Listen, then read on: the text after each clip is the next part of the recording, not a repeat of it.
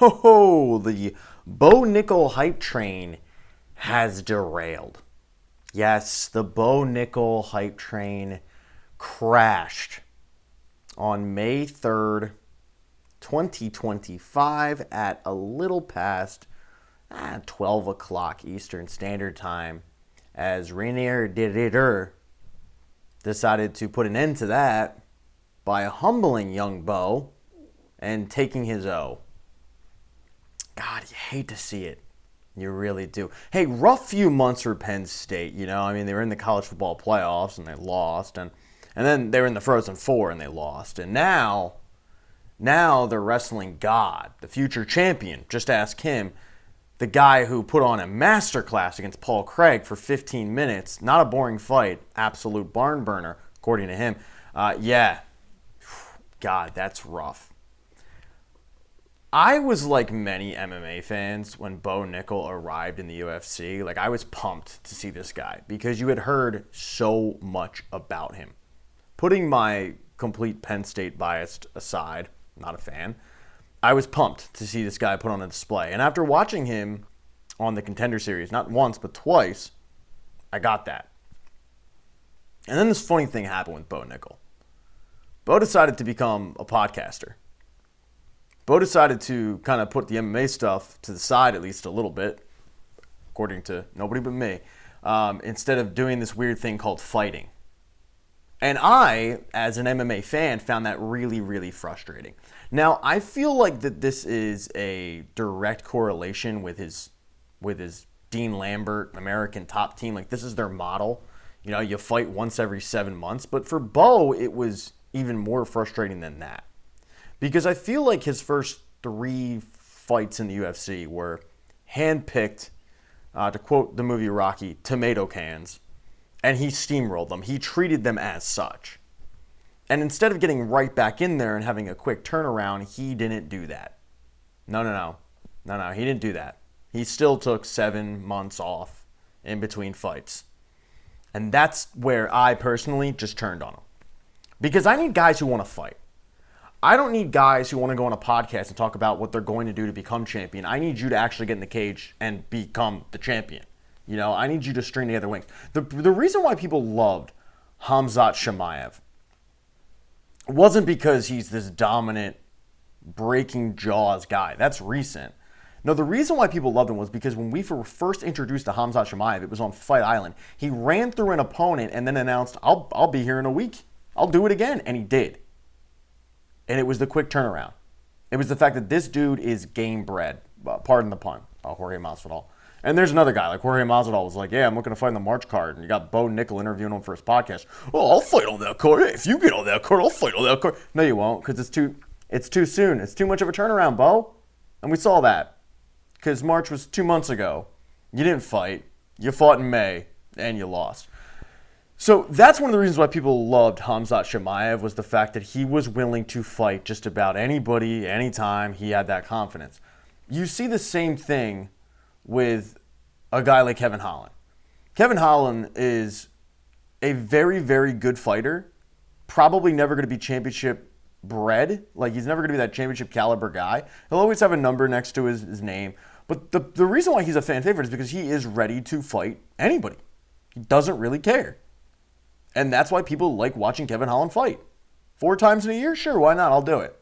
No. That's not what Dean Lambert and Bo Nickal have. No, they don't have that mindset. They have the mindset of, hey, let's really get our body right. And that, for me, again, is when I completely turn on this guy from, oh, okay, you want to talk about it, but you don't really want to be about it. You know? And that is why I am reveling in the humbling of Bo Nickal that I witnessed a mere 30 minutes ago. And if you're one of those Bo Nickal fanboys out there, if you're mad at me because your God was seen to be a false prophet, I hate to break it to you. This is the reason why. Bo Nickal entered tonight's fight. Tonight. Okay? He entered tonight's fight with not 1, not 2, not 3, but 4 UFC fights under his belt, not including the Contender Series. I'm talking like in the UFC. 4 fights. He has totaled a little over 22 minutes inside the octagon. That includes a 15-minute unanimous decision win against Paul Craig. So you take that Paul Craig fight out of it, he entered with essentially a little over 7 minutes of octagon time in his UFC career. Probably should have fought more than 4 times. No. Because when he fought Jamie Pickett in his UFC debut, it took him 4 months to fight the next guy, Val Woodburn. Who doesn't remember that fight? Val Woodburn. Now I can't talk. I'm having a stroke. Val Woodburn was a replacement fight. He was a last-minute replacement. He got steamrolled, as everybody expected. Okay, he got steamrolled in 38 seconds against Bo Nickal. Wasn't even close. Now, you would think, okay, well, if Bo Nickal fought for a total of 38 seconds, barely breaking a sweat, probably didn't even have to shower afterwards, probably got in there relatively quickly, right? Relatively quick turnaround? No. Because it took him 9 months to fight his next opponent. 9 months. 38 seconds, 9 months. Dude ain't about it. So he fights Cody Brundage. Cody Brundage actually gave him a decent fight, okay? But he ended up losing. Second round, typical Bo Nickal stuff. But this one went a little longer, you know? It went a little bit longer. This one went in the second round. So Bo Nickal did the same thing. Am I going to do a quick turnaround even though it didn't go the whole... No, of course I'm not going to do a quick turnaround. It took 7 months. It took him 7 months to fight Paul Craig. In the most boring fight that many of us have seen. 7 months. Okay, so how long did it take him to take on Reinier de Ridder? 6 months. His level of competition is going up, clearly. You know, you go from the Val Woodburns to the Cody Brundages, who's a legit UFC fighter. You're trending up. You know, I mean, Paul Craig is going to always be a ranked guy. He's a very talented jiu-jitsu guy. You fight Reinier de Ridder, who is a step above him. Obviously, he's a 2-time champion from one. Got a little bit of hype, but I don't think the UFC is really aiming for this guy to be the champion because I don't think his style really necessarily is like a fan favorite style, but he's very talented nonetheless. And you end up losing. So his level of competition is going up. The results are going down. You know, the Cody Brundage one, I think that was the first fight where we saw him get to the second round. He ends up pulling it out fine. Paul Craig, snooze fest. And that was the thing, was like he goes on his podcast and he tells you, no, it was a really good fight. You know, I wanted to test myself. And no, you didn't. No. If you're taking this much time off between fights, this much time off when you're not taking damage, because the Paul Craig fight, he barely took any damage. 15 minutes in, they hugged each other. If you're not taking any damage, what are you doing in between these fights? Because I have yet to see a real progression in his game. I've yet to see this dude go out there and really, really go like, oh, wow, he really improved in this, that, and the third. He's facing a guy who is better, and he's still dominating him. He's treating this guy like Val Woodburn. I didn't necessarily expect that with Reinier de Ridder. I expected RDR to win this fight, and he did. But once again, the hype train continued, and then the results went down. And I don't know where he goes from here. I know the UFC can't be happy, and their other cash cow and Sean O'Malley's about to lose in a month, I think, when he gets rematched against Merab. But you got humbled, big time. Now look, I'm some slapdick on the couch, and you would turn me into a pretzel, no doubt about it. But to watch this guy be as cocky as he has been, talk about, oh, well, this, I'm going to step in and I'm going to be champion, and as if it's like a given. Oh, well, I'll take a time off, and I want to, when I get in there, I want to be ready, blah, blah, blah. Well, you weren't. You weren't ready. Because that fight wasn't even close. Because you got humbled, big time. Because you finally had a guy that was the step up, and you got humbled. This reminds me a lot of when Paddy Pimblett wanted Ilya, and the UFC was like, let's not do that. Because, Paddy's kind of the cash cow, and Paddy would get fucked up. Let's not do that. So when you had Bo Nickal calling out Khamzat Chimaev, I think you're realizing now what lopsided that fight would have been. Like, that would have been a bloodbath. Much like Ilya fighting Paddy. I know this is bad timing because Paddy did what he did to Michael Chandler, but I still think Ilya Topuria would have murked him. I think back then, the Ilya Topuria Paddy Pimblett fight back then, when all that the skirmish happened, I think it would have been horrible for Patty.